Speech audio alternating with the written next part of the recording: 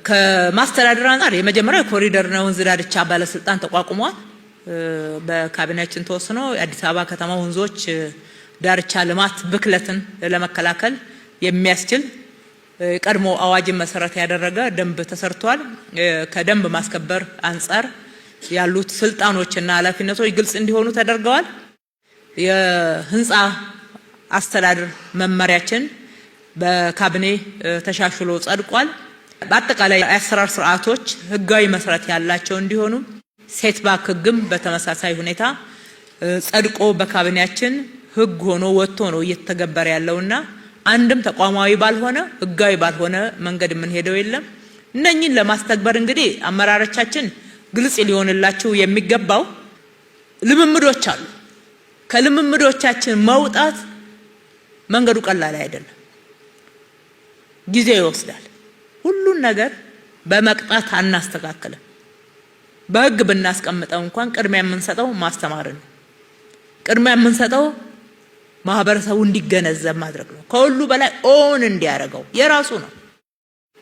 የተሰራበት ገንዘብ የራሱ ነው። መሰረተ ልማቱ የራሱ ነው። ከማንም በላይ ከተማ የነዋሪው ነው። በተለይ አዲስ አበባ በርካታ እነኚህን ህጎች አውጥተን ወደ ተግባር እየገባን ነው። የማስከበር ስርዓቶችን ጠበቅ አድርገን እየሄድንበት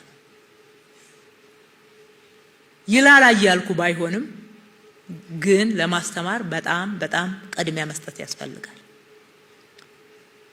ከዚህ በፊትም በዝርዝር ህጎቹን ስታስተገብሩ በተሰጡት ኦሪንቴሽኖች ላይ እንዳነሳ ነው ማስተግበር አለብን። ስታንዳርድ ማስጠበቅ አለብን። ከተማን ለነዋሪው ምቹ ማድረግ አለብን። እውነት ነው።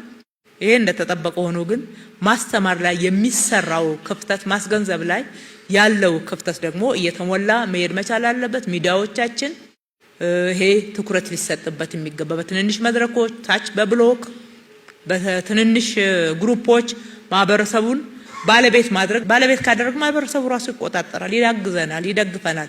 ልክ አሁን ቆሻሻ ላይ መቆጣጠር ጀምሮ የለም ሳይክል ላይ አትሂዱ እየተቆጣጠረ አይደለም። ደስቲቪን እያለ እንዴት መሬት ተወረውራላችሁ እያለ እያስያዘ ካልቀጣችሁ የሚል ማህበረሰብ እየተፈጠረ አይደለም። እንደዛው ማለት ነው። በሌሎችም ላይ በብክለትም በሌሎች ጉዳዮችም ላይ በዛ ደረጃ መሄድ ያስፈልጋል። ለማህበረሰቡ ብለን በመንሰራው ስራ ደግሞ ሌላ አካል አለ። ማህበረሰቡን ለመጉዳት እንደሆነ ፕሮፓጌት የሚያደርግ ማለት ነው። ለማስጨነቅ እንደሆነ ጫና ለመፍጠር እንደሆነ የሚሰራ እንዳለም ደግሞ ማስተዋል ያስፈልጋል። ስለዚህ ማህበረሰቡ እንዲገነዘብ ዋናው ተጠቃሚ ለሱ ሲባል እንደሆነና ተጠቃሚም እንደሆነ እያስረዳል።